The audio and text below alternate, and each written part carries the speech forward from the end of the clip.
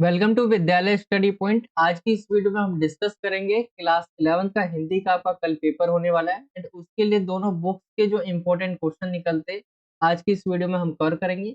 ये सभी क्वेश्चंस आपके लिए बहुत ज्यादा इंपॉर्टेंट होंगे और हमने करीब आपका मिड टर्म का पूरा सिलेबस लिया इसके अंदर। पूरा सिलेबस इसके अंदर हमने अंतराल का कह लो, सारी चीजें आज की इस वीडियो में हम कवर करेंगे। आइए आगे चलते हैं। और कोई डाउट रह जाता है आपका तो आप मुझसे इंस्टाग्राम पर पूछ सकते हैं। कृष्णा साहनी 08 करके मेरे इंस्टाग्राम आईडी है। साथ ही क्लास 11 का टेलीग्राम चैनल भी है हमारा, जहाँ पे 2000 से ज्यादा बच्चे ज्वाइन हैं। आप भी वहाँ पे ज्वाइन हो सकते हैं। क्लास 11th 1 2 3 4 ये हमारे ग्रुप का नाम है। आइए इसकी तरफ आते हैं हम। जो आपका हिंदी का है, सबसे पहले अंतरा बुक को देखेंगे हम। चैप्टर वाइज जो है हम इम्पोर्टेंट क्वेश्चन को देखेंगे।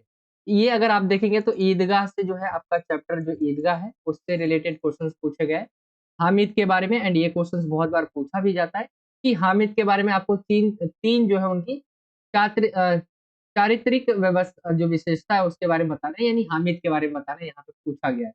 अगर हम हामिद वाला ईदगाह चैप्टर पढ़ा होगा आपने तो हामिद के बारे में ये जाना होगा कि किस तरह से वह जो है अपने तर्कों से अपने जो साथी रहते हैं उनको पराजित कर देता है। यानी वो बहुत ज्यादा तर्कशील बालक रहता है, एक समझदार बालक है वो, क्योंकि वो अपनी जो पैसे है वो जो ऐसी चीजों में खरीदने के लिए जो है वेस्ट नहीं करता जो उसके यूज की ना हो, और वो अपने आप पर जो है नियंत्रण भी रखता है।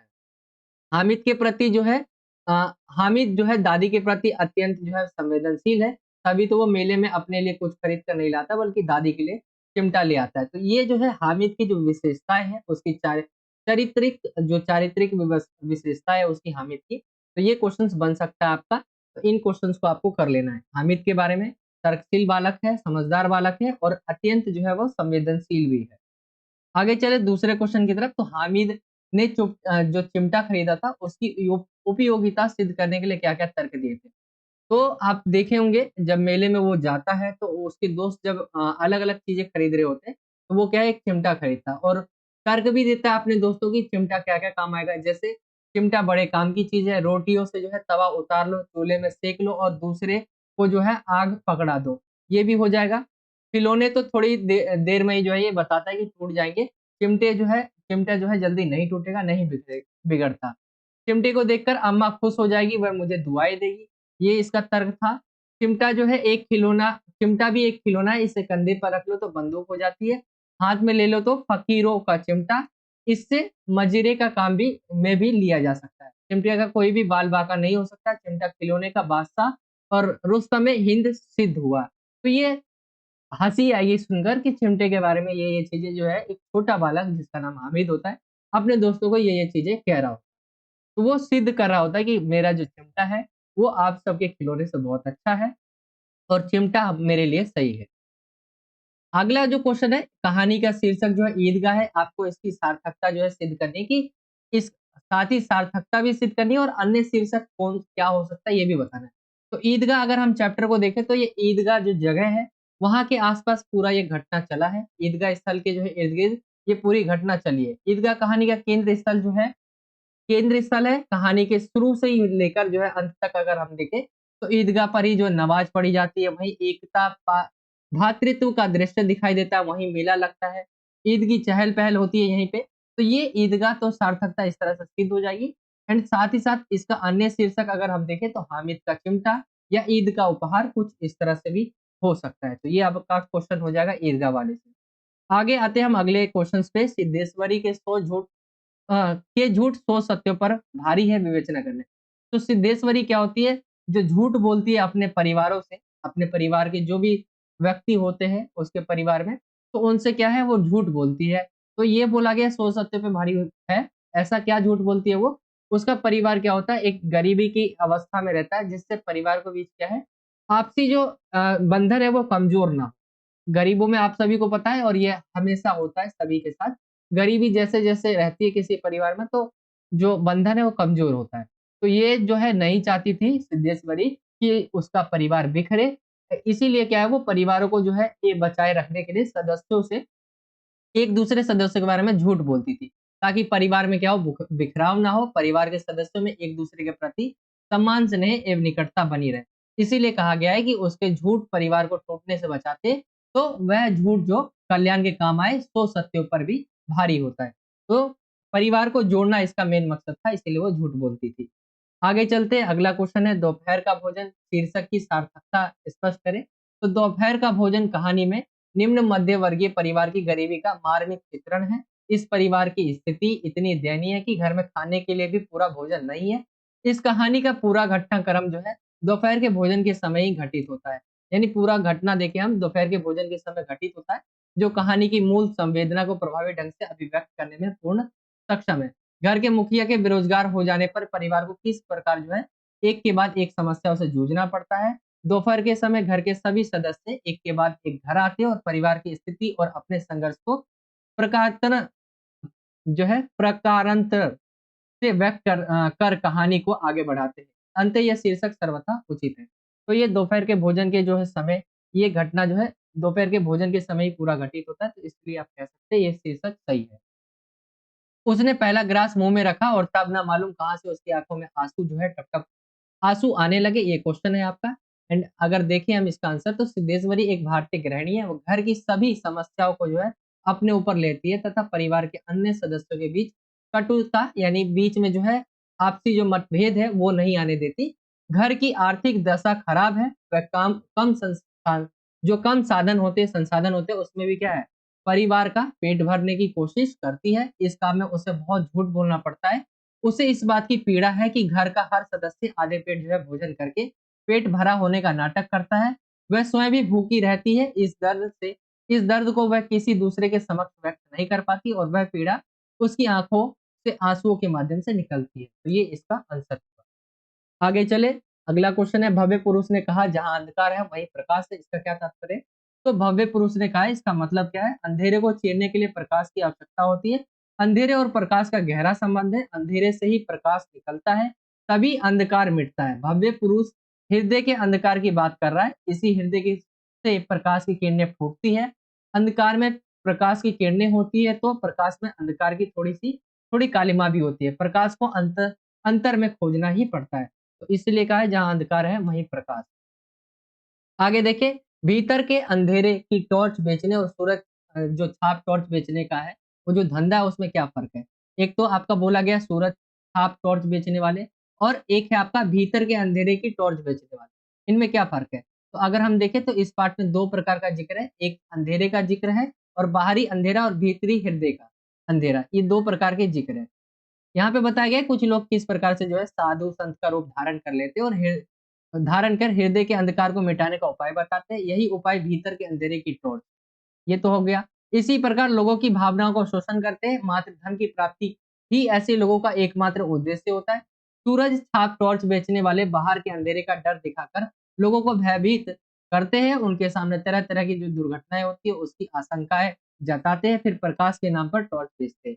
तो यहाँ पे दोनों के बारे में बताया गया है कि एक तो आपका सूरज छाप टॉर्च बेचने वाले के बारे में और एक भीतर के अंधेरे के टॉर्च के बारे में भी बताया गया है।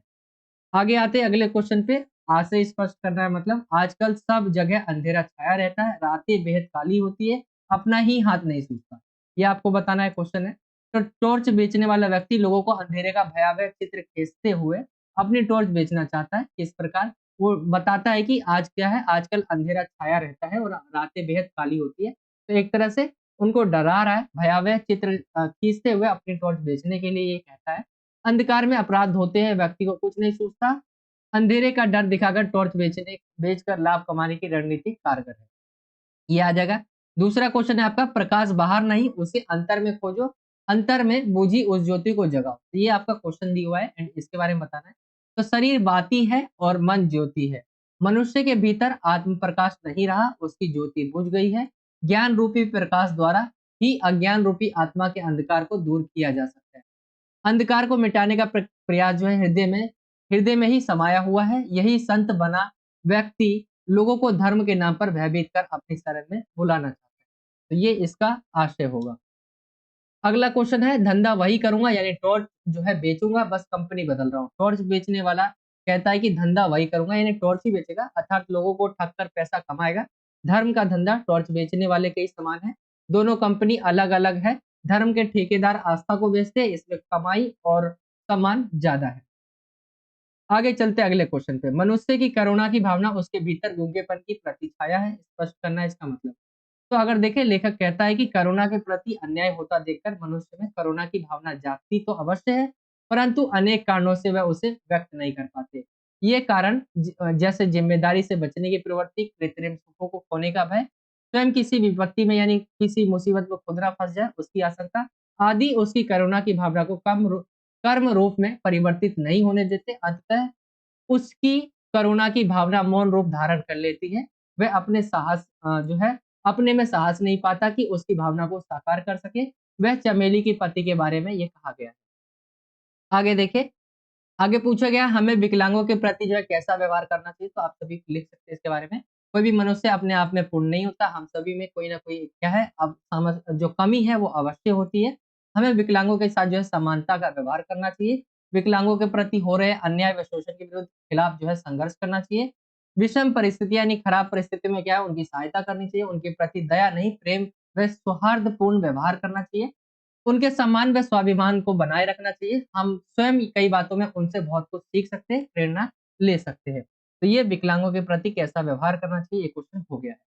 आगे आते हैं, अब यहाँ तक जो आपने देखे क्वेश्चंस, ये आपका गूंगे तक हो गया है, टोटल 4 चैप्टर। ईदगाह हो गया, आपका दोपहर का भोजन हो गया, टॉर्च बेचने वाला हो गया, ठीक है? एंड गूंगे हो गया। ये 4 चैप्टर तो आपके स्टोरी वाले हो गए, आप स्टोरी से क्वेश्चंस पूछे जाएँगे, कहानी वाले। अब जो आएँगे आपके क्वेश्चंस, वो आपके आएँगे कविता वाले से क्वेश्चन, जैसे कबीर ने हिंदुओं और मुसलमानों के किन बाह्य आडंबरों की बात कही है? तो हिंदू व मुसलमान दोनों ही अज्ञानतावश बाह्य आडंबरों को ही धर्म समझ बैठे हैं। धर्म के वास्तविक स्वरूप का इन्हें ज्ञान नहीं है, ये दोनों ही पथभ्रष्ट हो चुके हैं, ये कबीर कहते हैं। हिंदू वर्ण यानी भेद में विश्वास करते हैं, उच्च वर्ण का व्यक्ति निम्न वर्ण के व्यक्ति के साथ छुआछूत की भावना रखता है, उसे अपने बर्तन तक छूने नहीं देता। दूसरी और वेश्यागमन जैसे नीच कर्म में लिप्त है। मुसलमानों की दशा यह है कि इनके पीर औलिया या तक जो है मांस जो है जो है भक्षण करते हैं। समाज की नीति के विरुद्ध मुसलमान अपने ही रक्त संबंधों में विवाह करते हैं। तो ये कबीर के द्वारा कहा गया है। आगे देखिए, कबीर ने साधक और परमात्मा को किस रूप में चित्रित किया है? तो कबीर ने साधक को पत्नी एवं परमात्मा को पति के रूप में चित्रित किया है। जिस प्रकार प्रेयसी प्रियतम से मिलने के लिए जो है आतुर रहती है, उसी प्रकार ज्ञान हो जाने पर जो है साधक निरंतर परमात्मा से मिलन को आतुर रहता है। उसे सांसारिक कार्यों में कोई सुख नहीं मिलता। जैसे प्रेयसी को जो है विरहावस्था में जो है ना अन्न भाता है और ना ही नींद आती है। तो ये इसके बारे में कहा गया है। आगे आएँगे अगले क्वेश्चन पे, सूरदास के बारे में पूछा गया है। सूरदास श्रृंगार और वात्सल्य के अद्वितीय कवि हैं, अपने शब्दों में लिखना है। तो सूरदास श्रृंगार व वात्सल्य के अद्वितीय कवि हैं। कृष्ण भक्त कवियों में उनका जो है स्थान जो है सर्वोपरि रखा गया है। उन्होंने सूर सागर नामक अमर काव्य की रचना की है। सूरदास द्वारा रचित जो है विनय भक्ति श्रृंगार वात्सल्य बाल लीला आदि से संबंधित है। सूरदास वात्सल्य का तो कोना-कोना झाँक आए हैं। उन्होंने बालक कृष्ण की सरलता हो गया, चपलता हो गया, चंचलता हो गया, मातृ स्नेह का सहज चित्रण किया है। उन्होंने उनके वात्सल्य वर्णन में बालक की विविध क्रीड़ाओं का वर्णन हुआ है। मातृ हृदय के उत्साह और उल्लास का मन भावन वर्णन है। ये क्वेश्चन हो गया आपका, सूरदास श्रृंगार और वात्सल्य के अद्वितीय कवि हैं। कृष्ण को सुजान कनोड़े क्यों कहा गया है? आपको बताना है। तो सुजान का अर्थ क्या होता है? चतुर, ठीक है? कनोड़े का अर्थ है चतुर और कनोड़े का अर्थ है कृपा से दबे रहने वाला। जो सुजान है उसका अर्थ है आपका चतुर और कनोड़े का अर्थ होता है कृपा से दबे रहने वाला। कृष्ण को सुजान कनोड़े कनोड़े इसलिए कहा गया है क्योंकि वे मुरली के अधीन होकर कार्य करते हैं। मुरली ने चतुर कृष्ण को भी अपना कृतज्ञ बना लिया है। वे मुरली की आज्ञा का पालन करते हैं। तो ये आपका आ जाएगा कृष्ण को जो है सुजान कनोड़े क्यों कहा गया। आगे आते हैं अगले क्वेश्चन पे, प्रस्तुत सवैये में किन 5 भौतिक तत्वों का वर्णन है? वियोग में वे तत्व किस प्रकार विदा होते हैं? तो हँसी की चोट सवैये में कवि ने इन 5 तत्वों का वर्णन किया है, जिसके अंदर वायु, जल, भूमि, अग्नि और आकाश इसका वर्णन है। वियोग में ये तत्व इस प्रकार विदा हो गए हैं, जैसे वायु तत्व वियोग में तेज सांसों से चलने से वायु तत्व विदा हो गया है। जल तत्व निरंतर आंसू बहने से जल जो है तत्व बह गया है। अग्नि शरीर का तेज मिटने से अग्नि तत्व चला गया है। शरीर की दुर्बलता से भूमि तत्व समाप्त हो गया और केवल आकाश तत्व शेष है, क्योंकि नायिका में अभी भी आशा है। अगला क्वेश्चन जो है आपका सांसों से समिर जाने का क्या अर्थ है? तो किस तरह जो है वो आपने पढ़ा होगा कि किस वियोग की दशा में जो है नायिका गहरे आए भरती है और तेज सांसें लेने से उसके शरीर की जो प्राण वायु है निकलती रहती है। पंच तत्वों से बने शरीर में वायु एक परम आवश्यक है। वियोग अवस्था में इसी आवश्यक तत्व का क्षय होता रहता है। तो ये है किस तरह जो है सांसों से समीर जा रहा है। समीर का मतलब होता है वायु, यानी जो आप सांस लेते हैं हवा, वो जा रहा है। अगले क्वेश्चन पे आते, स्वप्न में नायिका की प्रसन्नता का क्या कारण था? उसकी प्रसन्नता क्यों खो गई? तो नायिका प्रसन्न क्यों थी, खुश क्यों थी सपने में? उसका क्या कारण था? वो इस प्रकार जो है नायिका ने स्वप्न में देखा कि सुखद वर्षा काल में कृष्ण उसके जो है सम्मुख यानी सामने खड़े हैं और उसे झूलना झूलने के लिए जो है आग्रह कर रहे हैं। नायिका इस प्रकार श्री कृष्ण से जो है मिलकर काफी ज्यादा प्रसन्न हुई। लेकिन जैसे उसका जो है झूला झूलने से उसकी जो है जैसे ही वह झूला झूलने के लिए उठी तभी उसकी नींद क्या होता है, टूट जाती है और वो जो है उससे ना मिल पाने के कारण जो है उसकी प्रसन्नता खो जाती है। तो ये क्वेश्चन हो जाएगा। नींद को निगोड़ी क्यों कहा गया? तो नायिका नींद को कोसते हुए उसे निगोड़ी कह रही है क्योंकि उसके दुःख का कारण नींद है। नींद के खुलने से उसका जो है कृष्ण से मिलने का जो है सुख अधूरा रह गया। तो उसकी नींद टूट जाती है जिससे वो अपना जो भी सपना होता है वो पूरा नहीं कर पाती, तो इसलिए उसको निगोड़ी कहा है। अगले क्वेश्चन पे आएंगे। दरबार सवैये में कवि जो है दरबार सवैये में किस प्रकार के वातावरण का वर्णन है? तो विलासपूर्ण प्रवृत्ति का वर्णन है, चाटुकारिता यानी चापलूसी पूर्ण व्यवहार का वर्णन है। रीतिकालीन काव्य में इस प्रकार की दरबारी संस्कृति का वर्णन अनेक कवियों ने किया है। ये आपका क्वेश्चन हो जाए किस प्रकार के वातावरण का। अगला देखिए, दरबार में गुण ग्राहकता और कला की परख को किस प्रकार अनदेखा जो है किया जाता है? दरबार में गुण ग्राहकता और कला की परख को किस प्रकार अनदेखा किया जाता है? तो दरबार का वातावरण जो है आडंबरपूर्ण यानी दिखावा और चाटुकारों से भरा होता है। कला के पारखी वहां न के बराबर है, इसलिए जो चापलूसी करता है राजा को वही पसंद आता है। वहां गुण को नहीं, चाटुकारिता यानी चापलूसी जो करते हैं उसके बारे में बोला गया है। चाटुकारिता को श्रेष्ठ माना जाता है। सब पर भोग विलास और राग रंग का रंग चढ़ा है, इसलिए राजा और दरबारी इत्यादि अंधे बने रहते हैं। ऐसे दरबारी वातावरण में गुण और कला की परख की बात करना जो है व्यर्थ है। ये क्वेश्चन हो जाएगा। आगे देखिए, अगला क्वेश्चन है, बस्ती के छोटे से गांव के अवसाद को किन उपकरणों द्वारा जो है अभिव्यक्त जो है प्रदान की है? तो घरों में टीन की डिबरी जलाई जाती है जो रोशनी कम धुआं अधिक देती है। लोगों के मन का अवसाद उनकी आंखों में तैरता रहता है, जाला सा जो है बुनता रहता है। दीपक की लो से संत्र उनके हृदय का क्रंदन मूक निराशा कांपती रहती है। तो ये इस क्वेश्चन का आंसर ये हो जाएगा। एंड अगला क्वेश्चन है, लीला के मन में उठने वाली दुविधा को अपने शब्दों में लिखना है। तो लीला के मन में क्या-क्या दुविधा उठती है? उसके जीवन की में जो है दीनता, दुःख, उत्पीड़न क्यों है? उसके मन में खुशी क्यों नहीं है? वह अपने परिजनों के लिए सुख-सुविधाओं को क्यों नहीं जुटा पाता? वह सोचता है कि समाज में शोषण क्यों है? क्या कोई ऐसी व्यवस्था हो सकती है जिसमें सभी को कर्म और गुणों के आधार पर अवसरों की प्राप्ति हो? तो ये इसके जो दुविधा है क्वेश्चन्स है ये उठते हैं। आगे चलते हैं। अब ये आपका जो है टोटल हमने जो क्वेश्चन्स अभी तक डिस्कस किया, ये आपकी कविता वाले जो आ रहे हैं आपके जैसे आपका आपके सूरदास के हो गए, ठीक है? हँसी की चोट हो गया, आपके टोटल जो है 7-8 जो है आपकी जो कविता वाले से क्वेश्चन आएँगे, कुछ इस तरह से होंगे। एंड इसके बाद जो है मैंने लिया है जो आपकी जो दूसरी किताब है, एक अंतरा है, एक अंतराल है। अंतराल से मैंने एमसीक्यू क्वेश्चन लिए हैं। एमसीक्यू क्वेश्चन्स आ सकते हैं, बाकी हुसैन के बारे में आप जानते होंगे, उसके दोस्तों के बारे में उसकी स्टोरी मैंने आपको पहले ही बताई है एंड क्वेश्चन आंसर मैंने सैंपल पेपर में ही करवा दिए। एंड अगर इसकी बात करें हम एमसीक्यू क्वेश्चन की, तो हुसैन की कहानी अपनी जवानी पाठ की विद्या है। क्या है? आत्मकथा है, जीवनी है, कहानी है या उपन्यास? तो आपको बताना है इसका क्या आएगा राइट आंसर। ऑप्शन का आत्मकथा, ये आपका सही हो जाएगा। दूसरा क्वेश्चन है, मकबूल फिदा हुसैन भारत के जाने माने क्या थे? मकबूल फिदा हुसैन भारत के जाने माने जो है वो क्या थे? आपका निकल कर आ जाएगा इसका राइट आंसर। अगर हम देखें तो वो चित्रकार थे। ऑप्शन जो का आएगा वो निकल कर आ जाएगा। एंड आपने इस चैप्टर को पढ़ा होगा तो पूरा देखा होगा, चित्रों के बारे में इनका वर्णन किया गया है। तीसरा क्वेश्चन देखें, दादा की मृत्यु के बाद हुसैन कहाँ पढ़ने भेजा गया? तो कहाँ पढ़ने चला जाता है दादा की मृत्यु के बाद? तो बोर्डिंग स्कूल जो है बड़ौदा, वहां पे जो है ये पढ़ने चला जाता है। हुसैन के चाचा अ, हुसैन के द्वारा चाचा मुराद अली की दुकान पर बैठकर बनाए गए चित्र जो है कौन-कौन से थे? ये आपके सामने ऑप्शन दिए हुए हैं।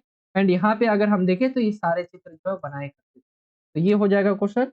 आगे देखते हैं हम, मकबूल के लिए विंसर न्यूटन ऑयल ट्यूब और कैनवास जो है कैनवास किसने मंगाए थे? ये आपका क्वेश्चन 5वां पूछा गया है। एंड किसने मंगाए थे? उनके पिता ने। ऑप्शन का इसका सही हो जाएगा।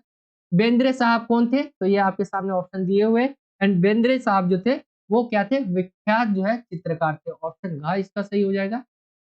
7वां क्वेश्चन है बेंद्रे द्वारा कैनवास पर बनाई गई पेंटिंग का क्या नाम था? ये आपको बताना है।